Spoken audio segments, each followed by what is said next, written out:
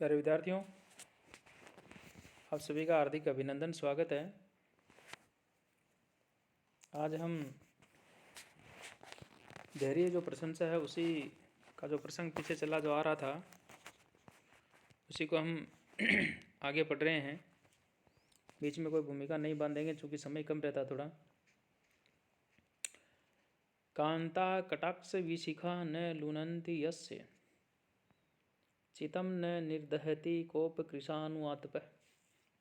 कृशानुतापः कर्षन्ति भूरि विषयाश्च न लोभपाशाः लोकत्रयं जयति कृतसनम इदं च धीरः।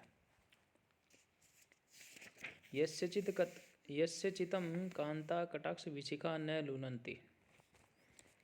जिस धीर पुरुष के हृदय को नारी के कटाक्ष रूपी जो बाण है न लुनन्ति, जो आहत नहीं करते हैं। कोप कृशानुताप है न निर्दहति, क्रोध रूपी अग्नि का ताप नहीं जलाता।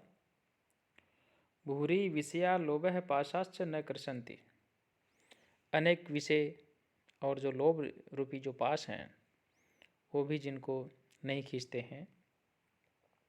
सह धीरः इदं कृतसनम लोकत्रयं जयन्ति।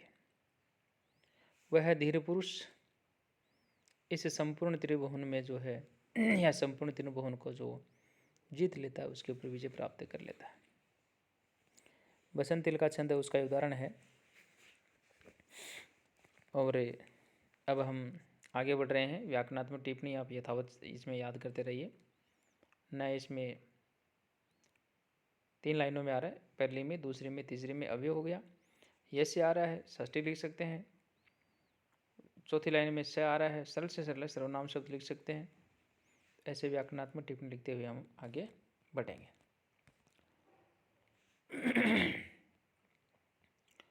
क्वचित पृथ्वी शय्यः क्वचिदपि च पर्यंक शयनः क्वचित शाकाहारी क्वचित अपि च शाल्योदन रुचिः क्वचित कंठाधारी क्वचित अपि दिव्यंबरधरो मनस्वी कार्यार्थी न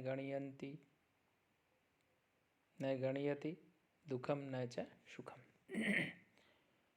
विद्यार्थी ध्यान देंगे, एक तो चौथी लाइन में गणपति आया, ये गलत प्रिंट है यहाँ गणयति आप पढ़ें इसको, और वैसे अन्वय में गणयति लिख भी दिया है तो यहाँ पर भी आप गौर कर लेंगे।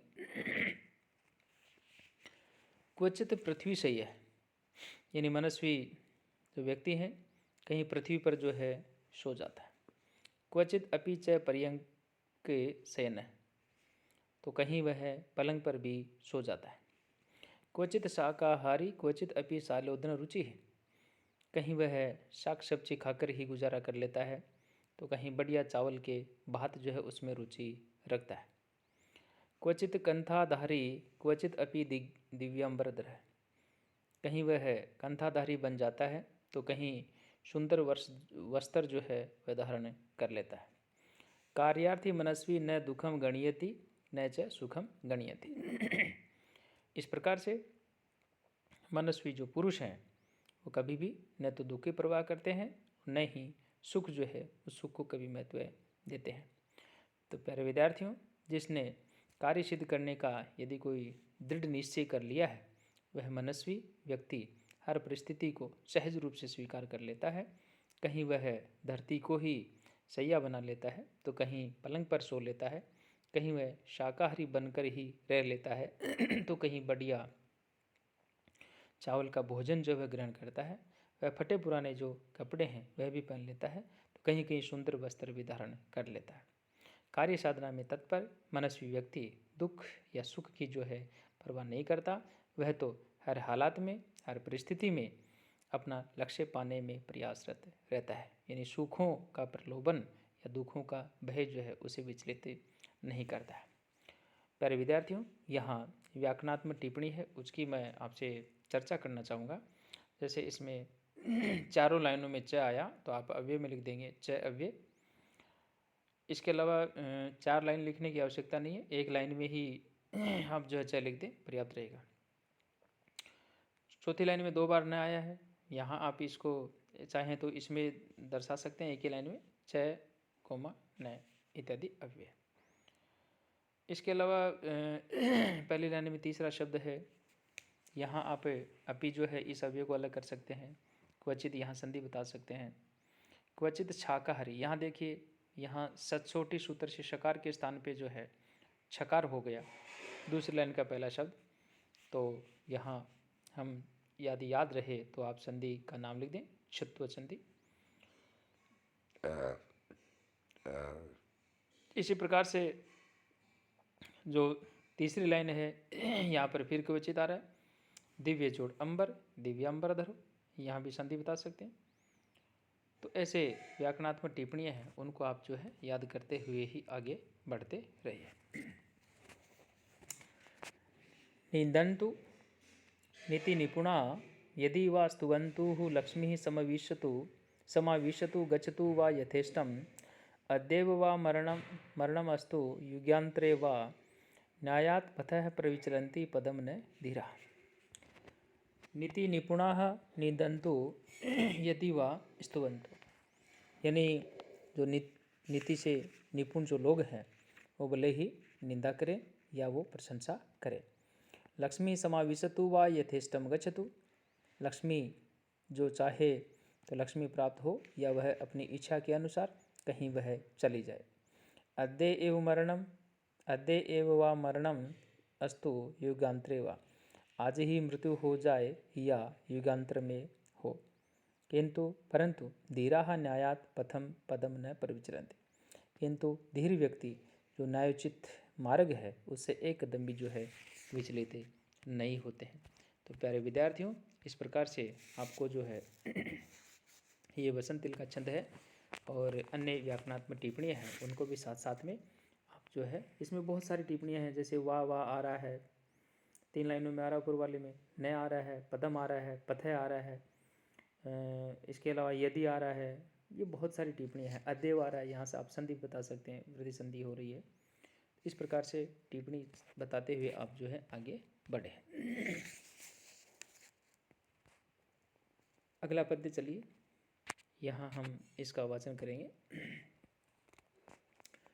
कदर्थितस्य अपि हि धैर्यवृत्तिः न शक्यते धैर्यगुणः प्रमार्ष्टुम् अधोमुखस्य अपि कृतस्य वह्नेः नादः शिखा यान्ति कदाचिदेव।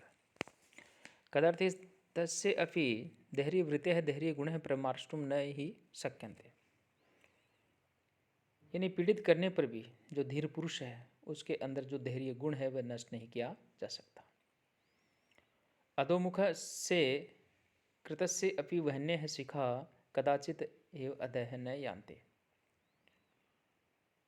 यदि आग का मुख नीचे की ओर कर दिया जाए फिर भी उसकी जो लपटें होती हैं वह हमेशा नीचे की ओर नहीं जाती, बल्कि आग की लपटें हमेशा ऊपर की ओर ही उठती रहती है।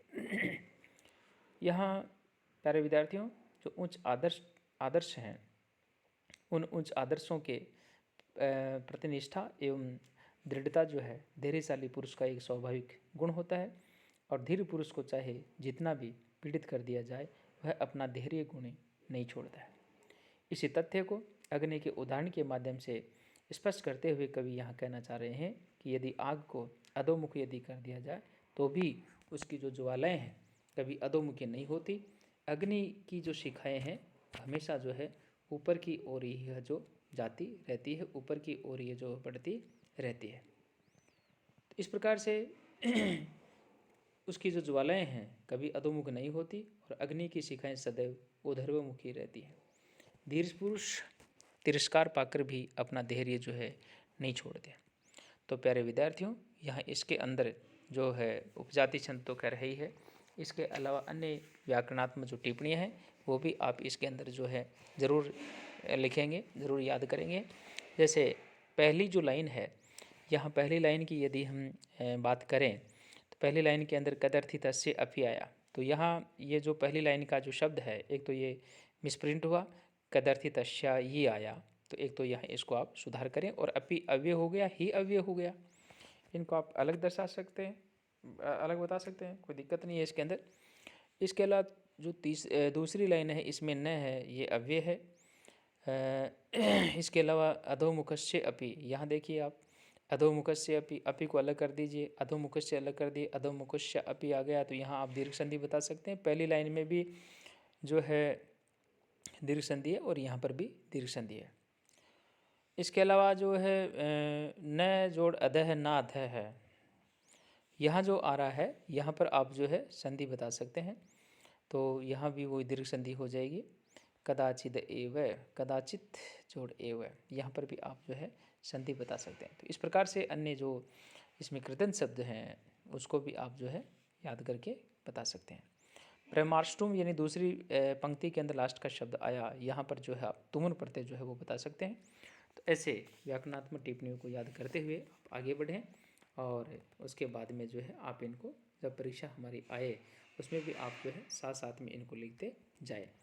चूँकि बिना व्याकरणात्मक टिप्पणियाँ जो होती है उनके ये जो हमारे पद्य जो होते हैं उनमें पूरे नंबर आने की जो संभावना है वो थोड़ी कम रहती है। इसलिए सभी विद्यार्थियों से निवेदन है कि आप ये जो टिप्पणियाँ हैं इनको भी आप अवश्य पढ़ें। तब तक अब अगली जो हमारी क्लास है तब तक सभी इसका अध्ययन करेंगे। सभी विद्यार्थियों को शुभकामनाएं।